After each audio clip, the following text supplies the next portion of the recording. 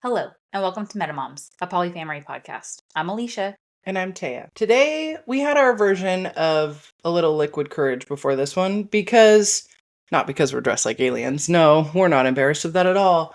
Because we're finally talking about our experience on reality TV. We figured our costumes would lighten the mood a little. In all fairness, we want to start off with some positives. We want to start off with sharing a little bit about how we were discovered. How the hell we got on reality TV in the first place. Exactly. Because it wasn't on purpose. Yeah, how did we go from being in a group text to being on reality TV? Because that's kind of how it happened. Yeah. We want to talk about some of the things that happened that we weren't expecting, things that we didn't know happened in terms of behind the scenes and our experiences with that. And we're going to talk about how we tried and sometimes failed to stay ourselves in the middle of it all. So grab your drinks, your snack, your coping mechanism of choice, and let's get into it.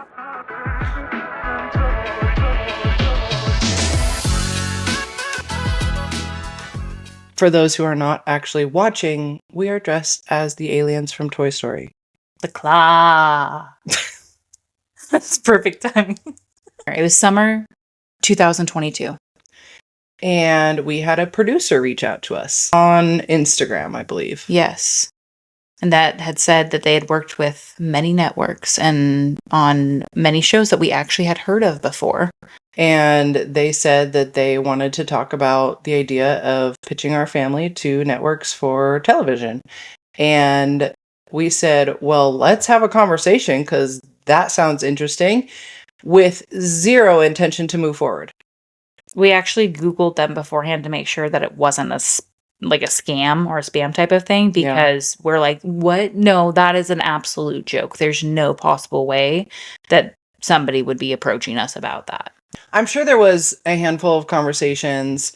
I know that there was some phone calls, some Zoom conversations, and we still moved forward very cautiously with the intention of, we can slow this down or stop this at any time. The entire time that we were going through this process, it just felt so surreal. So to us, it was just like going through this cool experience.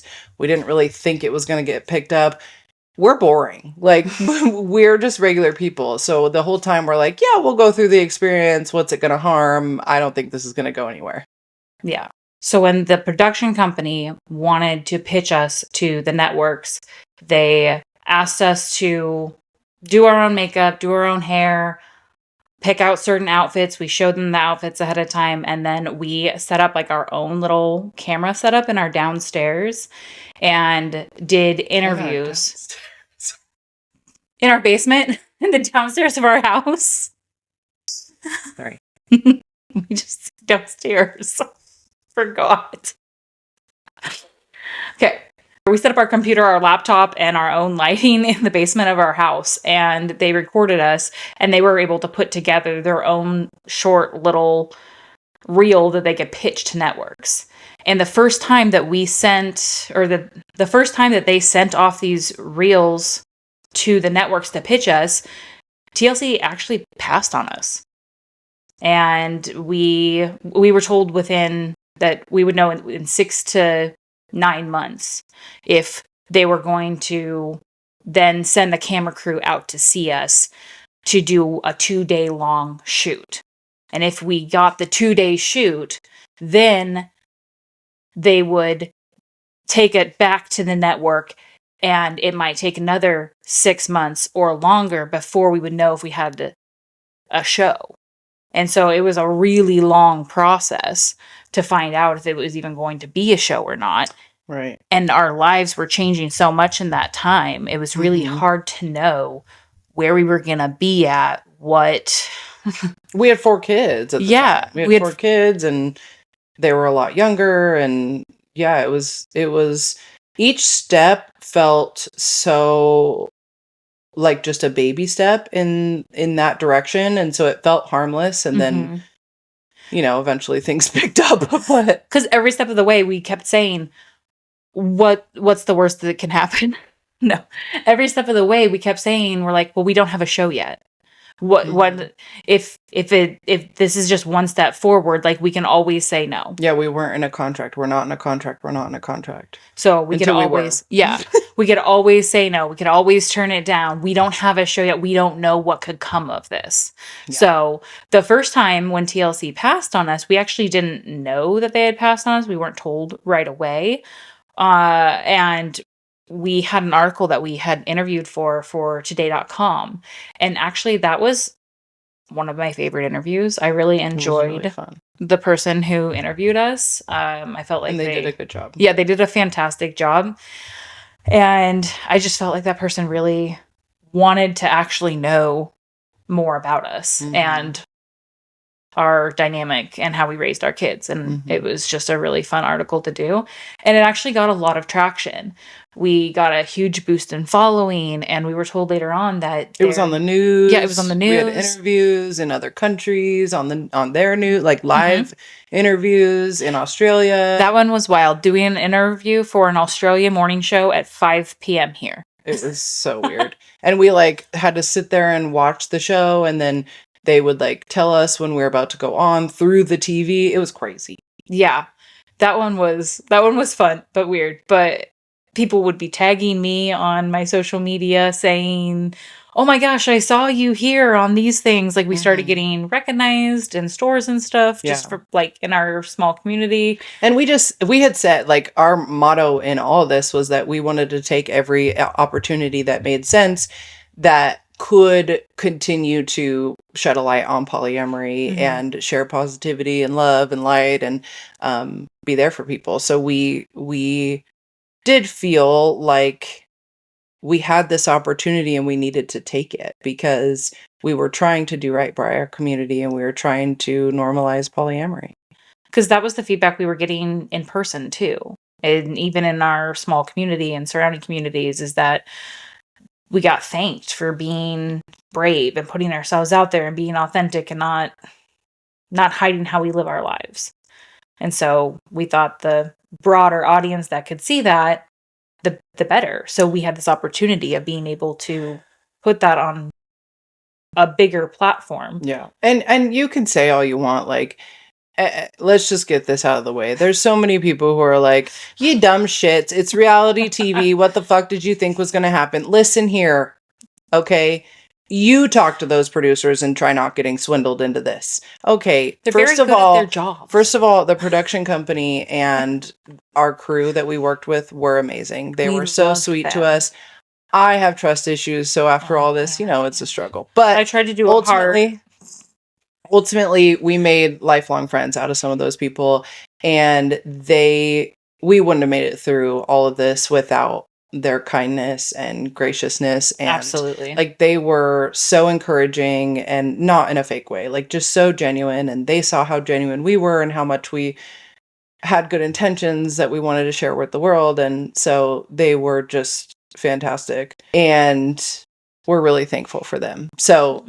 There will be no hate to our producers because they were just doing their job and they were really great to us. And honestly, we're not trying to cast hate on anybody. You can say all you want. You should have known better than to go on reality TV if you didn't want them to twist your story. Well, there are so many layers to this, but mostly when you're told repeatedly over and over again that they want to tell your story and you're talked through every storyline, I don't know how to explain to you guys that we fought every day to tell our story authentically, and we truly did trust that that's what was happening.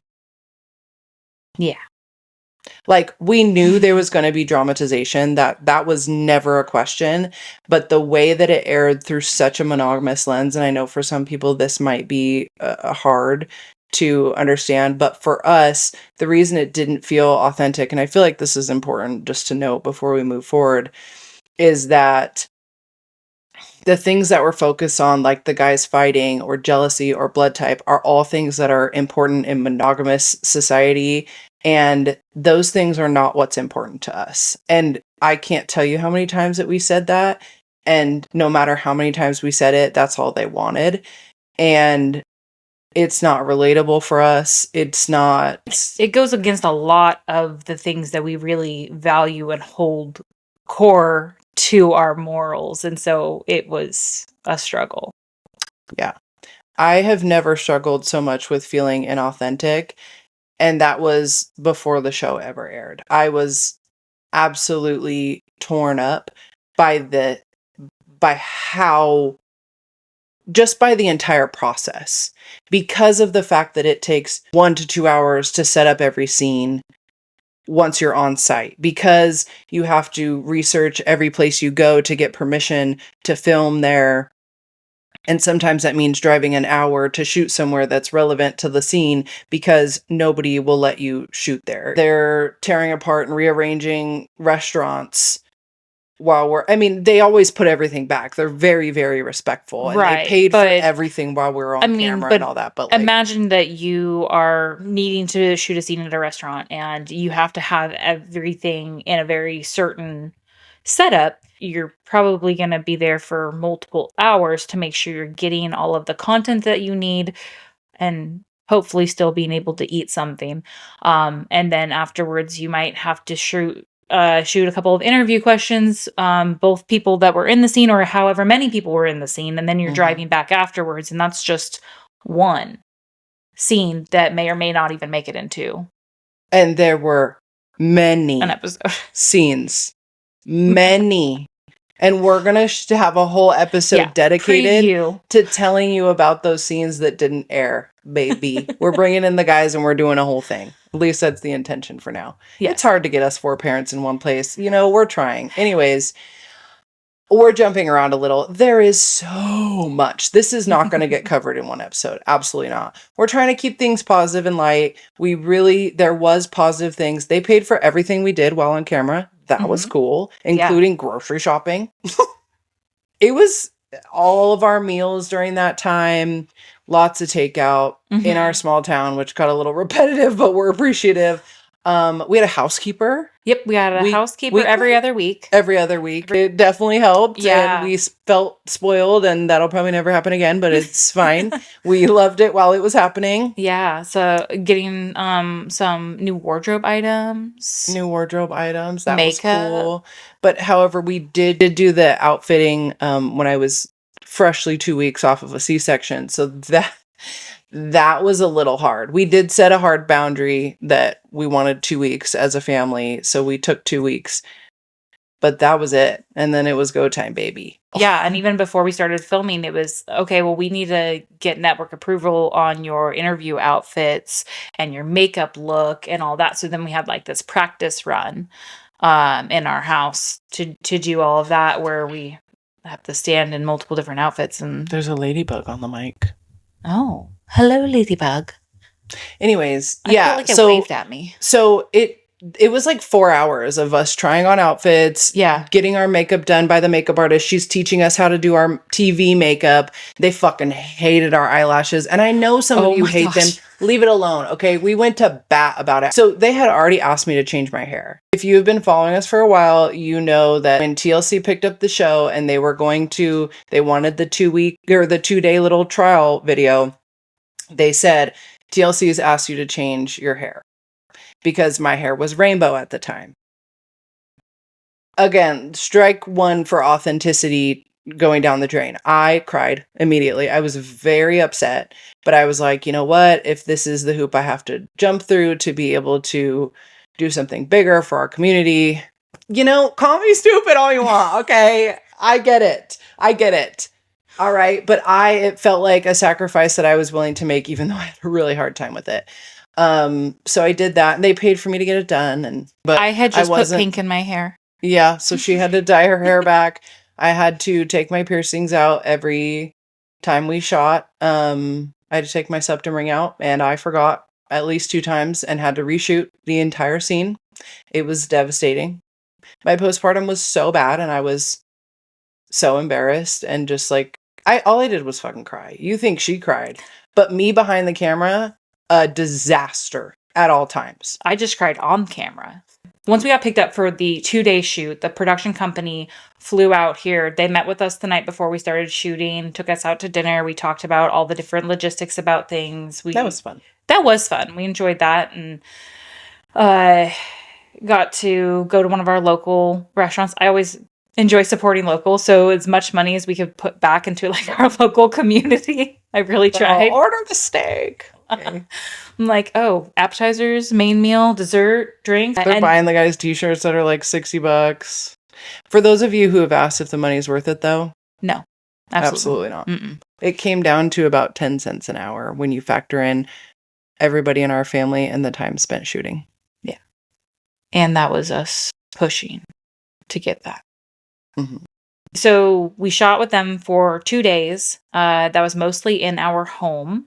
And our living room was completely taken apart. We actually like created interview room like in our living room. I totally forgot about that. They took everything out except for the couch and like 2 paintings or like decor stuff. Yeah. To make it look like a set. Yeah. It was crazy. They put everything back. Mm-hmm. We did that in March of 23 was the first time we actually did any filming of anything. And it took until June until we finally started hearing that, okay, yes, we want to do a show. We then needed to go through background checks. Mm-hmm. All of us adults had to do extensive background checks. I was just laughing because it was a lot. Background checks, psych evals. Mm-hmm. They flew a psychiatrist out here to meet with us in person to like meet with the kids. We all had to make sure that we were like mentally fit to be able to do this. And then we signed a contract like the Friday before we started. When this whole thing started, I was not pregnant with Quentin. Mm. It wasn't until what? TLC had not picked us up yet. No, it was right when we found out that when we were on the phone finding out TLC picked us up. Oh my God. When you told him. So they said, TLC wants to do your show. We were like, holy shit. I remember saying something along the lines of, is it a good thing or a bad thing that I just found out I'm pregnant unexpectedly? And he was like, oh, great. We would love that. Literally 9 months after we found out that we had gotten a show, we signed a contract on Friday, the Friday before the Tuesday that Quentin was born. We were hustling through negotiations. It was so fast. We worked with a lawyer, of course. And we basically came out of the wire basically saying, like, if you don't respond and get this signed, you're going to miss the birth of the child. Right. The reason everything happened so rapidly is because I had gestational diabetes and they scheduled a C-section and they did not want to miss Quentin's birth. And so they made everything happen very quickly, which made our heads spin. Mm-hmm. I remember crying and being like, this is not what I wanted. I didn't want to do it freshly postpartum. I wanted to be able to do it over the summer and end the season with having Quentin. That's what we expected. Yeah. So that we weren't having a new baby on television. It was not good. And honestly, with the encouragement that we received about wanting to tell our story, and again, the platform that we were giving the opportunity to be able to talk about our story and talk about polyamory and be able to put the spotlight on polyamory and the positivity around it and just being able to bring so much new information out there. There isn't a show out there that could be like our show. Yeah. And so we just thought, okay, if this took off, not only would it be a huge blessing for our family and help us be able to be financially set up for our kids, for their futures, be able to help us legally adopt all of them and do the third-party adoption and just be more comfortable overall. Of course, that's something that played into our mind, knowing that what we were being told is that the first season is not where you make the money. Right. We were told it's beyond that. And so the first season, we had to take a leap, and we knew that it's now or never. We might not ever get this opportunity again. And yes, money is part of it, but you have to take into account the money. That was not the main focus of it. It was the fact that we had this huge opportunity, and if we didn't take that opportunity right then, the chances of us ever having that opportunity again wasn't going to be there. Right. And they wanted to lock us into 5 years. Mm-hmm. But we said, no, 1 year. They said, how about 3? And we said, no, 1. And then throw in an opt-out clause. We don't do that. We said, then we don't do a show. They said, okay. So the only reason that we're not locked into doing this a fucking again is because we said, we will try it one time. We will try it one time. And if it does not work out for any reason for our family, if it's not what's best for us, we're not doing it again. Well, it's not what's best for us and we're not doing it again. I'm fine. Well, why wouldn't you want to do it again? It's crazy to think about the constant validation, because we know that anyone who hangs around our family or comes around our family and sees how we are is at the very least bored, right? Like, we're boring, we're normal. Everybody loves us when they actually come around us. So I obviously through social media had to get over the fact that letting people in wasn't going to make them like us. I had realized that long ago. It felt like an opportunity to get to know us on a deeper level, because when people do that and they spend time around us or our family, we generally have a great time. I don't want to like toot our own horn or anything, but like, we have amazing support systems that love to be around us. We love to host. We love to have people over. People love to be in our space. I mean, even use the production crew as an example. Production crew and our crew on set, after spending 1 day with us, even an evening with us, people completely, it's not that they change their tune about us, but they get it. Mm-hmm. They're just like, you guys are cool. Yeah, like, I wasn't sure how to interact. I wasn't sure exactly what it was going to be like being around all of you guys. And they're just like, you're just normal. Mm-hmm. You're just like everybody else. And we're like, this is what we're talking about. But I remember getting off that first call and being like, what are they going to film? We're boring. Mm-hmm. A lot of that. We put our kids to bed and then we watch TV and then we go to bed. That's what we do.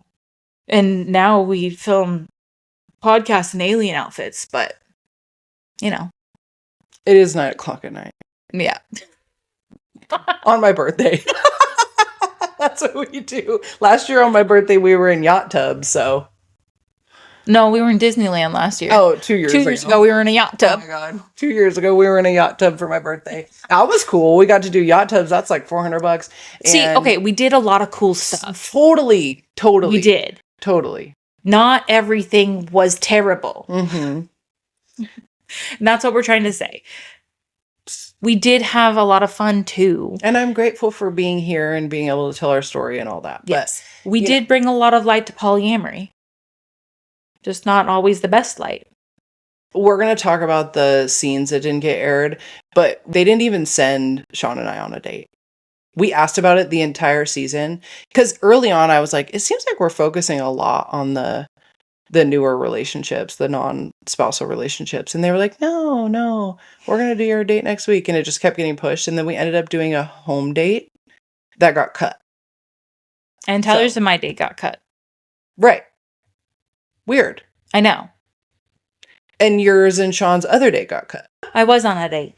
We literally filmed. So like, you have to understand that we gave them so much positivity and love and fun, like banter, and like the quad banter was so good. We were like peeing our pants in interview because we were laughing so freaking hard because we love each other. These are our best friends. Like, we had the crew laughing. Like, it was so fun. And then for it to be so fucking negative and just yucky, it's painful to me. We played Chubby Bunny. We played Chubby Bunny on the interview couch.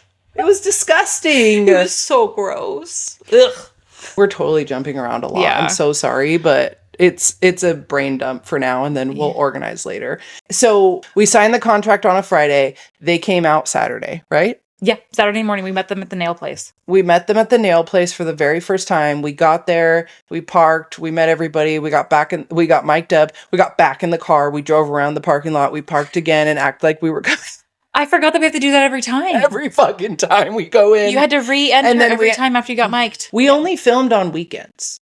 We did not film during the week because they had never filmed with anyone who had full-time jobs before. So we had to work around our work schedule. So we were working 40 plus hours a week at times, and then filming the entire weekend, whether it be scenes or interviews for 12 hours most of the time. Yeah, 12-hour days for Yeah. 6 months. Yeah. So if we're crying and upset and looking exhausted, that's why. If our bodies changed, it's because it was over the course of 6 months. And I don't know if you know this, but postpartum bodies change quite a bit over a period of time. There was a lot of filling in the gaps in an effort to tell the story, to tell their story, unfortunately. Oh my God, one time I touched up my hair and it was that I got in trouble. Didn't you do like a... I did like one of those conditioners because my Yes. hair was fading really bad, and I put some red in it, and it was so bright, and they were like freaking out about it, and I had to scrub my head like They're like, 6 times. Can you wear like a hat or something? Halfway through filming, they're like, can you not wear scrunchies anymore? I'm like, okay. Why? We can't wear anything branded, so the kids all had to get plain clothes. If you had to reshoot a scene, or if there wasn't something particular said in the scene, you might have to like continue a scene at another time or date. So then you'd have to find those exact clothes, have your hair the exact way, makeup the same way, make sure you have the same earrings, like you, for the continuity of the scene. And so, you know, with Taya and I and our lashes, if anybody's ever had lashes before, then you know that you get them filled every 2 to 3 weeks. And so I always worried about if I had a hole in a lash over here and if it's not going to match, or if we did interviews 1 week right before we had a lash fill. Definitely happens. It definitely happens. Or Tyler was like a caveman in one, and then and then all of a sudden he had a haircut in the next. Like he's talking in the same interview bit, but it's 2 different. Yeah. You guys know this happens, right? All right, I'm glad. Yeah. We did so many interview days. I hate interview days. Let me say this loud for anybody who needs clarification on this. The reason why Tyler never put his arm around me on the couch. I was not sure where that was going. Okay, sorry. Ooh. Oh, wait, no, and that's not even what he said. The reason why Tyler's hand was not on my leg on the couch is because, for continuity, he's not allowed to move his arm. It had to be behind me the whole fucking time. They literally posed us. What the fuck did you think was happening? We just plopped down. Is the most furnace person ever. And the fact that both guys had to have their hands on her leg, she was wearing a jacket and she was stuck in between them. They would literally be like, okay, we're done. And I'd be like, get the fuck off of me. In a sweater with a jacket over it. I'm so sweaty. I'm so hot. I'm so uncomfortable. I've been sitting there for hours on hours on hours. You're lactating. You need to pump. I have to pump. I'm sitting up like this. Can't touch the pillows because they arranged the pillows. You guys, the pillows. We can't slouch. You cannot slouch. And my RBF got called out every other second. You could tell all over my face. I fucking hated it there. There's one in particular that I have a picture of where she's talking and I'm like this. In our double interview. Because there's times the producers would piss me off asking me things, and they always blame the network. I'm going to go ahead and stick with that. Oh my God. She's done. They literally had to let me go. They fucking hated to see me coming. And listen, I am not proud of this. I adore them, and I didn't want to make their job any harder than it was, but I was so fucking miserable. This was not a good time for me. Sorry, I just had to clarify that. Well, I had this opportunity because that was a comment that just annoyed the shit out of me. Tyler adores me just as much as he adores you. We talk about that all the time. Like his love. Hello, ladybug. Just part of our costume tonight. The comparison of our relationships is not a relevant factor of our lives at all whatsoever. And so just, nitpicking those types of things on the show obviously drove us crazy, but the fact that for continuity's sake, in every interview, we have to stay the same. Half the time, we'd have to start the scene with something funny. Those were fun. They didn't air half the time, but we'd have to start the scene with something funny, and they'd be like, okay, be funny. Do something funny. And we'd be like, Or like, just act natural. And then we would say under our breath or to each other, we're just like, there's nothing natural about this. We got in trouble for talking about the show too much. Yeah, we would mention all the time. We're like, we broke the fourth wall all the constantly. time. And we always got talked to about it. They're like, the network said something to us about like, why do you guys always talk about being on reality TV? And we're like, because it's fucking weird. Do the people watching us on reality TV not know we're on reality TV? Hello? Yeah, I'm pretty sure they do. We were not star students. We did not know how to do this shit. We did not. I obviously did not want to make their job harder. It could constantly see what road they were trying to take us down, and I was constantly fighting against that. See, the way my anxiety is that I could see anytime they were trying to push a storyline down further into the depths of the drama, and so I was fighting against it at every step of the way because I wanted authenticity. And when you're told enough times that you just have to cave into some of the drama in order to tell your story, there's a point where breakdown happens and you just want to do whatever the hell you need to do to get out of there. I think that we did a good job of always talking to each other too. So at like the end of the day, we would kind of rehash things between the four of us too. And so if something was kind of feeling off or something, we would talk about it and be like, oh, well, they told me this and then they told you that. And we're like, oh, we see what they did there. And it would just be slightly different. And it would be enough where we have good enough communication that we're like, no, I see what you're doing here.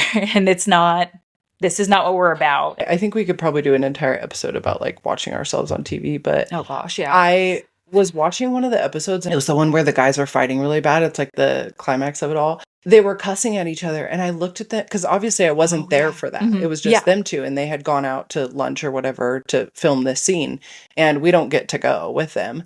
And so I turn and I look at them and I go, why are you guys cussing so much? Like, you don't even cuss like that in real life. Because I knew that the plan was to go and like have this final conversation. It was supposed to be, and I quote, tied up in a little bow. It all of the absolutely was not. All the storylines were supposed to be tied up in a pretty little bow. Over and over. I turned to them and I was like, why are you guys cussing so much? Like, you don't even cuss that much in real life. Like, I know you weren't really angry. Why are you doing that? Like, on TV of all places. And they're like, well, they told us to have fun with it. Spice it up a little. They told us to, add a little something and we could be done. So we did it. It's not that we are actors and we were just faking things or anything like that either. Again, the thing that's going to get people to watch is a little bit of embellishment. Right. So it was all our story. It was all based off our storylines. It was all based off our life and then taken and just blown up so much. Like, the guys don't fight. Like, that's one of the things that was such a main storyline that just doesn't happen. Like, that whole thing was based off of a 5-minute conversation, and I didn't want to get into this originally, but that's what's so disappointing. We have real struggles and we shared those real struggles, and they didn't want those. And they wanted to show a visual of what it's like to lose people, but the reality is they wanted us to year one. Yeah. A lot of the things that they asked and a lot of the things that they wanted were based on a lot of the feelings that we had very early on. And they took those and they said, can we lean into this feeling? Even if it's not relatable for you, it's going to be relatable for someone. And so we truly believe that we were doing the right thing and trying to help people, because even though we don't have jealousy issues, we understand that polyamory, there's a lot of jealousy in polyamory, and we have had jealousy issues and we've taken the time to work through them. They don't want that answer. That's not interesting to people. And so while we're trying to tell our story in a way that's real, they're wanting more, and it made it really hard. And so we did try our best to appease them and compromise and lean into old feelings that we had worked through in order to be relatable and help other people, and like make our story interesting enough to watch so that the education would also follow. But it bit us in the ass. It turns out that part was supposedly more interesting, even though that wasn't the whole point of it. We took a lot of time to teach them about polyamory in different terms and what mattered to us and what we cared about. Well, and even the idea of you needing to dye your hair and not be rainbow haired and with the septum piercing and the lashes was more about cameras and our eyes and things like that. But your hair and your septum piercing, like that makes you authentically you.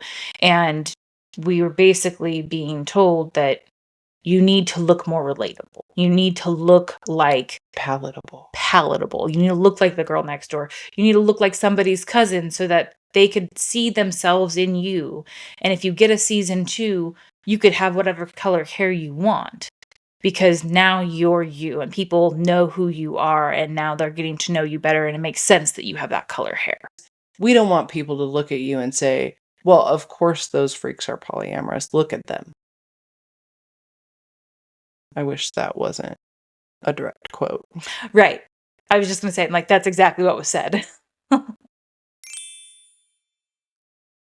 We're going to recreate a video about the pillows that's satirical. But I swear to God, sometimes we spent 45 minutes adjusting the pillows to look exactly the same. And everybody had different colored variations of the pillows. And sometimes the pillows went missing. And sometimes the pillows were in the wrong spot and they're half an inch off. If they're half an inch off, they pulled up pictures every single time. And if they're half an inch off, you have to move it and you have to stop as the sun shifts to change the sunshade to make sure the light stays the same. And you have to stop every time there's a noise or a truck outside or the heater comes on. Oh my gosh, the heater. So they had rented a space a half an hour away from our house because that's all they could find. And it was a music store next door. And the lady was not a big fan of what was going on over here. I don't know if it's because we're polyamorous or because we're... It probably was. Ladybug. The ladybug is still here. Oh. No. It's okay. It's okay as a mosquito eater. No, it's a spider. But I mean, the ladybug. Daddy long leg. Yeah. Oh, it's running away. Okay. We're in a shed. These are outtakes you need to put on. Where we did our interviews, they rented a little studio so that we could have our fake living room there. It was connected to a music studio or a music shop, and they would blast music all the time and you could hear it, and they'd turn the heater on and we'd turn the heater off and they'd turn the heater on because it was shared heat system. And and we had to stop anytime there was noises. So not only are we sitting there for hours, so like Alicia and I would be in interviews for an hour together. And then Alicia would trade out and it would be me and Sean. And then it would be just me. And then I would go home. And then Tyler would come do his one-on-one, individual. And then it would be like Tyler and Alicia. 3 days straight of that. Yeah. And then it would be Tyler and Alicia and then Alicia and Sean. And then that'd be it for the day. Like it was like a list of interviews and we'd be driving back and forth. Also having to figure out who's taking care of the kids and like travel time and all that. So it was a lot of fun. Who's being fed when and when they're going to show up with the food. And who's being fed at home and when and who's going to make that food because we're all 10,000. Right. And don't get me wrong, they paid for any babysitting we needed to have, but we don't have a lot of babysitters. They wanted to be respectful of the kids, but I don't think that it's hard when most of the people who are setting the stuff up don't have kids. 2 of the crew members had kids. And the one crew member was like always standing up for us and be like, guys, you can't do that. Like, you can't do that while the baby's sleeping or whatever, which was nice. Again, like really good intentions. Everybody was well aware that our kids were our priority at all times. And they definitely benefited from all this. Like they enjoyed themselves. Mm-hmm. They really enjoyed the crew. It was cool. And if our kids were done, we're just like, no, we're done. And they're like, okay, it's a wrap. We're good. They definitely knew that the kids ran the show. Yeah. But on interviews, before we like got started with all the interviews, we all went through this like session of putting a pillow out. And honestly, we joked about burning the couch at the end of the season because, and then we weren't going to get the same couch if we ever did a season 2. Because we all had, like, they would either put, like, a board underneath it. Straight up wood board. Because it would sink. over time, or the back of it, like it had a certain level on your shoulders and like it had to stay consistent. And the continuity is because they move the interview time wherever in the season they needed to line up with the story when they asked that question. Yeah, so you're rewording answers to questions that are in episode 1 in the last month of filming. Because they don't know exactly how all of the sections that they're filming are going to end up in the episodes until they kind of put it all together. Yeah. So they might know a rough, like, okay, this is a storyline, but they don't know what episode it's going to be in. So we know that we're filming for this storyline, and we're doing interviews for this storyline, but that could be a storyline that doesn't wrap up until the last episode. And you could say something that could change the storyline altogether. Like I didn't tell them right away about Lex, so that was a whole storyline that they honestly were begging for more because we didn't have shit to give them. Because we're boring. We're boring. And they were like, well, what are we supposed to do with this? And so I said, all right, I'll take one for the team. I have a girlfriend. At the time, I had a girlfriend. And so I went to them and I said, I have a girlfriend. We've been dating for a year. Do with that what you will. Another thing about interviews is that when you answer any question, because there's always a producer sitting across from you, and when you answer any question that they have, you have to restate the question. So they could be like, do you like Alicia? And I'd be like, I like Alicia because she's an amazing, wonderful parent and human and mom to our kids. So then obviously that creates a lot of statements. We watch reality TV a lot differently now, obviously. I remember doing it in a second interview or a third interview, and I'm just like, wait, haven't we already went over this? And they're like, yeah, this one's just a little bit different. And so then I would say it again, and then I would say it in an interview with Taya. There's ones that I did an interview every time. Yeah. Every single time. But then you would go through some of these emotional moments, and I'd be recapping it with Taya, and then I'd be recapping it with Tyler, and then I'd be saying it again with Sean, and then I'm talking about it in my own interview. And so I'm just like, you have to go through emotional moments time and time and time again. And then you go and you talk about it in an interview as well. So I'm like, okay, can I finally be done talking about this? Especially when it came to the biology stuff, like, do you think there's any chance, like, is there any world where, and do you think that there's a slight possibility? And then that's the take they would use. And It's like, you ask this 9 times, you tell me it's my own words. It's exhausting. It is exhausting. And is there a union for reality TV people? No. No, but there should be, and I would strongly advocate for that. Because, and here is, I'm going to step on my soapbox here for a second. Get up there, girl. Thank you. All other actors out there that have TV shows that are not reality show actors will get paid every single time their episode airs. Reality show actors get paid when an episode is made. And so we got paid for the episodes we made. We got paid for 6 episodes. It was always 6 episodes, by the way. Yes, we got paid for the 6-episode pilot season. It is not our fault that it ended that way because none of this was our choice. We had no choice, actually, whatsoever. Yes, so we had zero control of the editing, number of episodes. We didn't get to see it beforehand. We did not see it beforehand. We didn't get to prove anything. And we will never see another dime for it. So that is the union that I have heard had been in the works for reality show talent, because they're not actors. The reality show talent, because the network will make money off from us every single time our show airs for the rest of their existence, and we will never see another dime of it. And that is the beauty of reality TV. Listen, I don't know if I can watch TLC again, like, at all. I don't think I can. Not because I'm like boycotting them. I just am low-key a little traumatized. It's just not the same. Another thing that we said over and over and over throughout this process was, that's not what we share online. That's not what we've said for years. Our community is going to know better, and they're going to be like, what the hell? Mm-hmm. Because we knew our community. We knew that we're honest about these things. And like, obviously social media is also curated, but we said it over and over again. This does not line up with our social media, and our social media attributes to our livelihood. So financially it's important. Also, our community is number one. I don't know how many times I said it. Our social media page is a constant. It's something I have control over. It's something I know is going to continue. So I need to protect it. I want to be authentic in both places. I want it to match up. They did not care about that at all. It didn't matter how many times I said, this is not what we've shared online.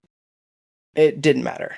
Anyways, my take on reality TV and like, especially with social media now, is that watch reality TV for entertainment. Obviously, like, We love Love is Blind.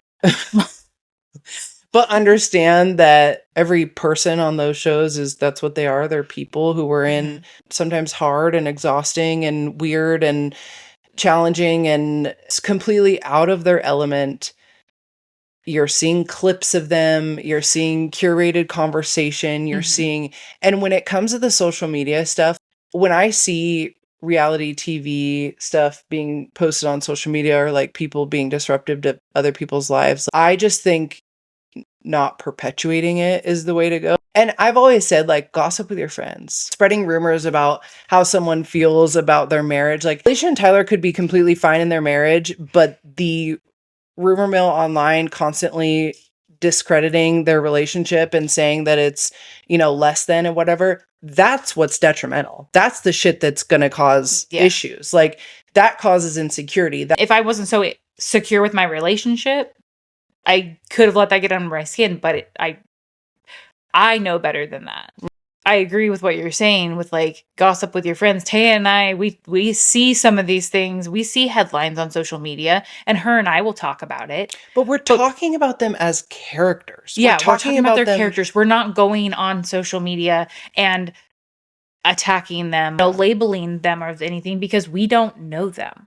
What we're talking about is them as a character. We'll say like, oh, they look this way, or oh, they look this way. But we also, like I just said the other day, oh man, she's going to get eaten alive for that. I feel so bad, because we can tell these lines that are pulled out, and it just looks so harsh when you know that was like one line amongst a conversation that's so long. And the conversations that we reenacted where the feelings were real, like, originally talking about dating outside the quad and that whole conversation, that was so intense because the feelings at one point were real, and we tapped back into those feelings because we're actors or something. No, we always said we were wish actors. I took drama in high school, and I was in plays, and this was like my inner actress got to come out, and I had fun. They'd be like, can you say it like you don't hate being here? And they're like, Alicia, A+. Why were we not Wednesday and Enid? Oh my God, we should have been. The one time you looked at me and you're like, do you think if I cry, they'll let us be done with this? And then she goes, I squeezed out a tear for you. And then they didn't even use that scene. It's good because my ass looked horrible in those jeans. The sound guy comes in there. He's like, what was that? I didn't catch it. I'm like, I told her I squeaked that I pushed out a tear for her. Sound people, every tummy gurgle, every smoke break, every stupid joke, every under the breath thing. And let me tell you, that man heard everything, and he loves us. I'd be like, love Nate. Be like, could you turn off my mic? I'm going to the bathroom. Oh, they asked us to cuss more. We weren't cussing at first, and they're like, do you guys cuss normally? And we're like, sometimes, but not really, because we have kids. They're like, well, you can cuss more if you want to. And we're like, okay. It was a weird request, but we started to cuss more. I am a professional. A professional cusser? I should be. My brownie's kicking in. We have to go now. Okay. Thank you for listening to our podcast. This has been a special episode of MetaMoms. Please don't sue us. Crowdfund, just in case. Save the polyfamily. Family. That one's copyrighted. Polyfamily didn't test well. They tested it. We wanted that to be the name of the show. The name of the Polyfamily didn't test well? Is the name of the episode. Yes. Great idea.